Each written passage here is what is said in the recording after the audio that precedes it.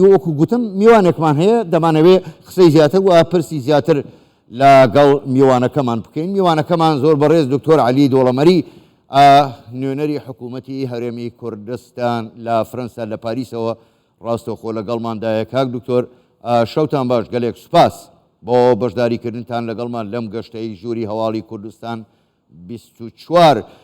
من دەمەوێت بزانم ینی بە دیاریکراوی ڕنگدانەوەی ئەو پەیوەندیە دیپلۆماسیە بەهێزەی هەرێمی کوردستان لەگەڵ جیهان و بە دیاریکراوی لەگەڵ یەکێتی ئەوروپا لەگەڵ وڵاتانی ئەوروپا چۆنە؟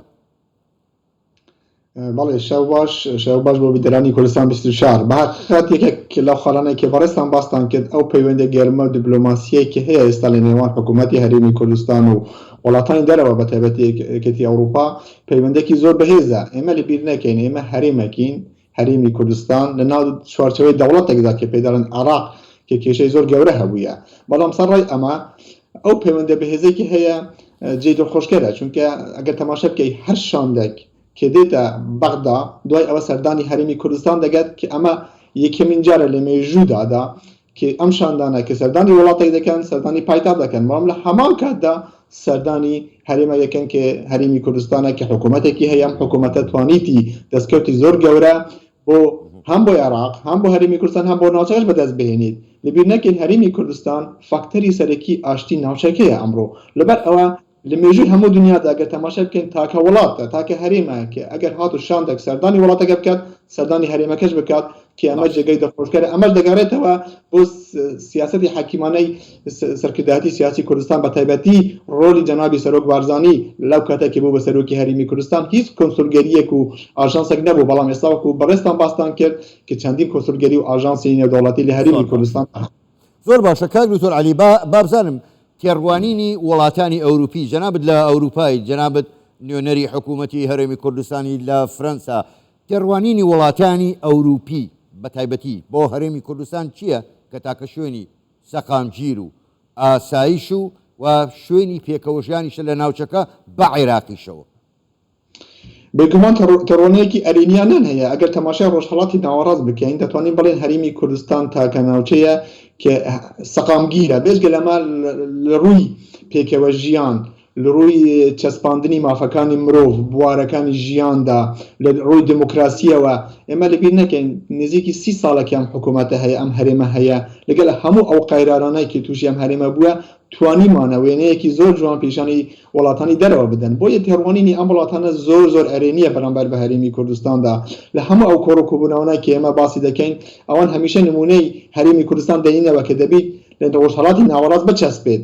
تەماشای جیرانەکانمان ئێمە بکەین، ئێمە زۆر پێشکەوتترین لە زۆر بواردا لە ڕووی ئازادی ڕادەربڕین، لە ڕووی بوارەکانی مافی مرۆڤ، لە ڕووی دموکراسیەوە، لە ڕووی پێکەوە ژیانەوە کە ئەمە وای کردووە کە هەرێمی کوردستان ببیتە فاکتەرێکی سەرەکی بۆ ئەم وڵاتانە کە بە زۆر بە گرنگیرەوە تێبڕوانین. لەبیر نەکەین سەرۆکانی وڵاتانی دنیا سەرۆکوەزیرەکان دێنە هەرێمی کوردستان کە ئەمەش وا دەردەخات کە ئەم هەرێمە ڕۆڵێکی زۆر گرنگی هەیە لە عێراق و لە ڕۆژهەڵاتی ناوەڕاستدا. زۆر باشە کاک دکتۆر عەلی، تا چەند ئەم پەیوەندیە دیپلۆماسیە بەهێزانەی هەرێمی کوردستان لەگەڵ وڵاتانی دەرەوە تا چەند دەتوانێت دۆزی ڕەوای گەلی کوردستان نەک لە باشووری کوردستان لە تەواوی کوردستان لە هەر چوار پارچەی کوردستان بە جیهان بناسێنێ و بەرەو پێشی ببات؟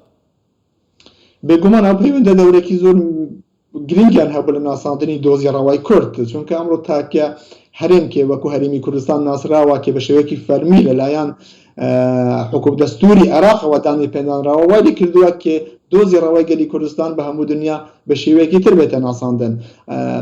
پێش ئەم هەرێمە ناوی کورد زۆر کەم هەبوو، بەڵام دوای دروستبوونی هەرێمی کوردستان و دوای ساڵی 2005ەوە ئێستا دەتوانم بڵێم کە زۆربەی وڵاتانی دنیا زۆربەی خەڵکی دنیا کوردە ناسن. ئەوەش وای کردووە ئەم پەیوەندە دیپلۆماسیانەی کە هەرێمی کوردستان ئەو شاندانەی کە سەردانی هەرێمی کوردستان دەکەن یان شاندەکانی هەرێمی کوردستان کە سەردانی وڵاتانی تر دەکەن وای کردووە کە دۆزی ڕەوای کورد بەرەو پێشەوە بچیت، حسابێک بۆ کورد بکرێت. ئەمڕۆ هەرێمی کوردستان وەکو فاکتەرێکی سەرەکی حساب دەکرێت لە سیاسەتی نێودەوڵەتیدا.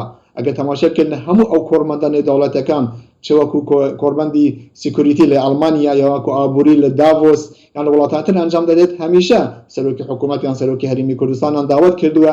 ئەمەشەوە دەدەخات بۆ ئەوەی کە بتوانن زیاتر پەرە بە پەیوەندەکان لەگەڵ هەرێمی کوردستان بدەن و دەبێتە هۆی ئەوەش کە دۆزی کورد لەم کۆڕبەندانە لەم پەیوەندە دیپلۆماسیانە بەرەو پێش بچێت چونکە ئێمە بەداخەوە تاکو ئێستا وڵاتێکمان نییە بە ناوی کوردستانەوە بەڵام هەرێمێکمان هەیە ئەم هەرێمەش بوویتە جێ پێڕوانین و بایەخی هەموو وڵاتاندا و وەروە هەموو ڕەوەندی کوردستانیش لە دەرەوە چاوی لەم هەرێمە هەیە کە بوویتە هۆی ئەوەی کە وێنەیەکی جوانی کورد پێشانی هەموو دنیا بدات.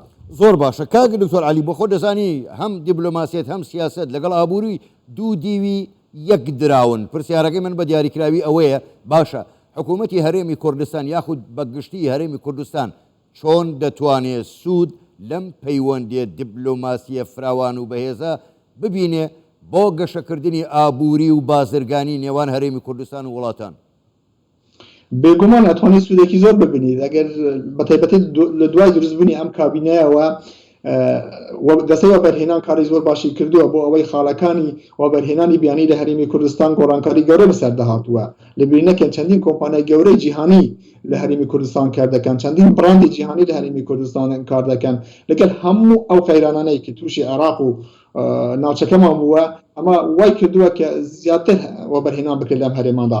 من وەکو نوێنەری حکوومەتی هەرێمی کوردستان لە فەرەنسادا زۆر خۆشبەختم کە چەندین کۆمپانیای گەورەی فەرەنسی لە هەرێمی کوردستان کار دەکەن وەروە کۆمپانیەکانی تری وڵاتانی ئەوروپیدا هەرێمی کوردستانیش ئەتوانێت سوود لەمە ببێنێت لەو پەیوەندە دیپلۆماسیانەدا بۆ ئەوەی بتوانێت وەبەرهێنانی بیانی لە هەرێمی کوردستان دروست بکات کە خاڵێکی گرنگی ئەم کابینەیە بە کە پێشکەوتنی زۆری بەخۆی بینیوە لە ڕووی وەبەرهێنان و وەروەها لە دروستکردنی هەلی کار بۆ دانیشتوانی هەرێمی کوردستاندا. بەڵام وەکو باسم کرد کە ئێمە هەرێمێکی سەر بە حکوومەتی عێراقەوە دروست نەبوونی حکوومەتی عێراق لەم ساڵادا لە ساڵی 2022دا هەندێک کاریگەری نێگەتیڤی هەبووە چونکە نەبوونی حکوومەت وا دەکات کە کۆمپانیا گەورەکان ڕوایان با و حکوومەتە نەبێت. ئەمەش وای کردووە حتا شاندەکان ئەگەر تەماشا بکەن شاندەکان بۆ هاتن بۆ عێراق و بە هەرێمی کوردستان کەمی کردبوو لە ساڵی 2022 لەبەر چەند هۆ یەکێک لەم هۆیانە هەبوونی پەتای کۆرۆنا بوو خۆتان لەبیر مەکەن کە پەتایەکی زۆر گەورە بوو دوێمش نەبوونی دەوڵەت لە عێراقدا کە ئەمەش هۆکارەکەی بۆ عێراق دەگەڕێتەوە نەک بۆ هەرێمی کوردستاندا. بەڵام حکوومەتی هەرێمی کوردستان سوودێکی زۆری بینیوە لەو پەیوەندیانە ئەتوانێت لە داهاتووشدا ئێمە سوودی زیاتر ببینین بۆ ئەوەی بتوانین وەبەرهێنانی بیانی بە تایبەتی وڵاتانی ئەوروپی بینە هەرێمی کوردستان. زۆر باشە کاک دکتۆر علی کاتم زۆر کەم ماوە دوا پرسیارە گەر بە کورتیش وەڵام دەیتەوە من سوپاسی دەکەم.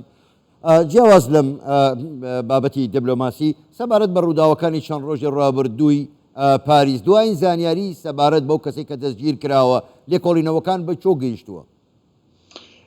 بەداخەوە من سەرخۆشی لە قوربانیانی ئەم ڕووداوە دەکەم کارەساتێکی زۆر ناخۆش بوو لێکۆڵینەوەشتا بەردەوامە تەواو نەبووە چونکە ئێمە چاوەڕێی بڕیاری دادگای فەڕەنسایە بڕۆمان بە دادگا و سیستەمی یاسایی فەڕەنسا هەیە ئەتوانێت ڕاستی و ئەم هێرشە ئاشکرا بکات چونکە خۆتان دەزانن هێرشێکی وا پێویستی بە لێکۆڵینەوەیەکی دوور و درێژ هەیە. ئەم کەسە چەندین جاریتر سزا دراوە ئەمە جاری یەکەم نییە بە پێی هەموو ئەو باڵگانەی کە ئێستا هەیە میدیاکانی فەڕەنسی کە باسی دەکەن باسیەوە دەکەن کە ئەوە هێرشێکی ڕەگەزپەرستی بووە دژی بیانیەکان کەسێک بوو کە نەخۆشی دەرونی هەبووە بەڵام ئێمەش چاوەڕێی ئەنجامی دادگا هێنا بەبێ دادگا ناتوانین هیچ شتێک بڵێن. زۆر باشە زۆر بەڕێز دکتۆر علی دۆڵەمەری نوێنەری حکوومەتی هەرێمی کوردستان لە فەرەنسا ڕاستەوخۆ لە پاریسەوە لەگەڵمان بووی گەلێک سوپاس بۆ بەشداریکردنتان لەگەڵمان سوپاس بۆ ئێوە شەوتان باش.